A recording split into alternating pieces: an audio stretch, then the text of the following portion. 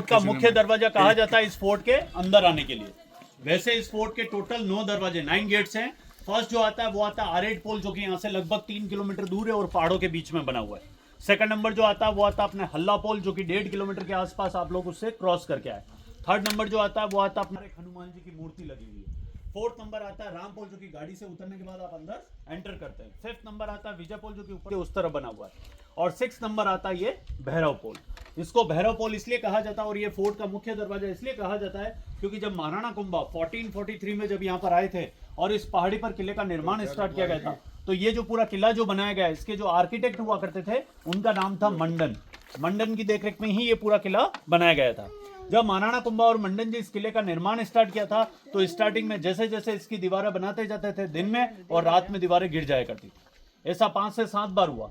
तो महाराणा कुंभा चिंतित हुए कि ये बार बार यहाँ पे दीवारें क्यों गिर रही है। जब यहाँ के लोकल लोगों से पूछा गया तो उन्होंने बताया था कि इन पहाड़ों में जो है एक मेढ़ बाबा है जिनका नाम है भैरव मुनि। वो इन पहाड़ों में रहते हैं और तपस्या वगैरह किया करते हैं और इन पहाड़ों के बारे में सबसे ज्यादा जानते हैं। अगर आप उनसे जाके पूछेंगे तो वो आपको बता पाएंगे इस पहाड़ी पर क्या दिक्कत है। तो महाराणा कुंभा उन भैरव मुनि जी के पास गए और उनसे पूछा, तो भैरव मुनि जी ने बताया था इस पहाड़ी पर जो है एक देवी का प्रकोप है, जिसके कारण से यहाँ पर किले का निर्माण होना मुश्किल है। तो महाराणा कुंभा ने कहा इसका कोई तो उपाय होगा जिससे कि यहाँ पे किले का निर्माण किया जा सके। तो भैरव मुनि जी ने बताया था इसका सिर्फ एक ही उपाय है, वो है स्वैच्छिक नर बलि।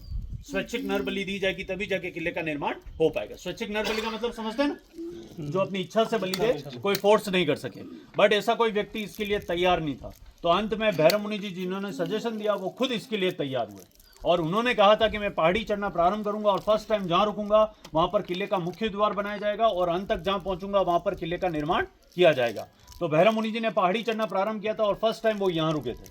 और यहाँ रुकने के बाद यहाँ से थोड़ा सा ही आगे चले, आगे जाने के बाद तलवार से उनकी गर्दन को काट दिया गया था। जो उनका जो सर है वो यहाँ पे गिरा था, जिसका सिंबॉलिक टेम्पल ये बना हुआ है। और यहाँ पे उनके नाम से मुख्य द्वार बनाया गया भैरव पोल। और सर कटने के बाद फिर भी उनकी बॉडी चलती गई, जो लगभग 700 मीटर ऊपर गई और ऊपर जाके वहां पे उनकी बॉडी गिरी और वहां पर किले का निर्माण किया गया। जो उस हिस्से को जो कहा जाता है वो कहा जाता है कटारगढ़। और पूरा प्रीमाइस महाराणा कुंभा के द्वारा बनाया गया, इसलिए इसे कुंभलगढ़ कहते हैं।